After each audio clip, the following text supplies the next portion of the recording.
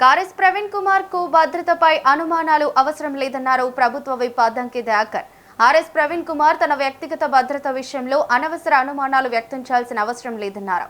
CM కాన్వాయ్లో గతంలో ఉండే jammer, ambulance వంటి వాహనాలు ప్రస్తుతం లేవని, మొత్తం 3 వాహనాలతోనే ముఖ్యమంత్రి ప్రయత్నిస్తున్నారని చెప్పారు.